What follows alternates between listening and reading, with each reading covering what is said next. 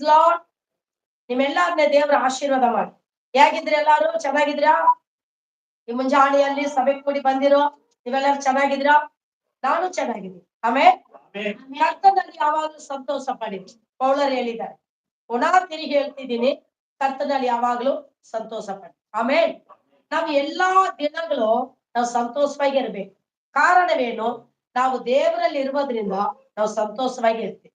ಆಮೇಲೆ ಯಾಕಂದ್ರೆ ದೇವರು ನಮ್ಮಲ್ಲಿ ನೆನೆಸಿದ್ದಾರೆ, ನಾವು ಅವರೊಳಗೆ ನೆನೆಸಿದ್ವಿ. ಆಮೇಲೆ ಅದರ ಕಾರಣ ದುಃಖ ಬಂದ್ರೆ ಕೂಡ, ಪ್ರಚನೆ ಬಂದ್ರೆ ಕೂಡ ನಾವು ಸಂತೋಷವಾಗಿ ಇರ್ತೀವಿ. Hallelujah, hallelujah. ತೆಗೆದುಕೊಳ್ಳೋಣ ವಾಕ್ಯವನ್ನು ಇವತ್ತು.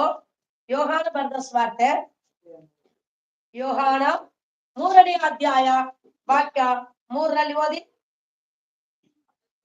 ಅದಕ್ಕೆ ಯೇಸು, ನಾನು ನಿನಗೆ ನಿಜ ನಿಜವಾಗಿ ಹೇಳುತ್ತೇನೆ, ಒಬ್ಬನು ಹೊಸದಾಗಿ ಹುಟ್ಟದಿದ್ದರೆ ಅವನು ದೇವರ ರಾಜ್ಯವನ್ನು ಕಾಣಲಾರನು ಅಂದನು. ಆಮೇಲೆ ಹಲ್ಲೆಲೂಯಾ. ಈಗ ನೋಡಿ, ಇವತ್ತು ಸಂದೇಶ ಏನ್ ಗೊತ್ತಾ? ನಾವು ಹೊಸದಾಗಿ ಹುಟ್ಟಬೇಕು. ಆಮೇಲೆ ಹಲ್ಲೆಲೂಯಾ. ನಾವು ಹೊಸದಾಗಿ ಹುಟ್ಟುವಾಗಲೇ ನಮ್ಮ ಜೀವನದಲ್ಲಿ ಏನ್ ಬೇಕಾದ್ರೆ ಮಾಡ್ಬೋದು.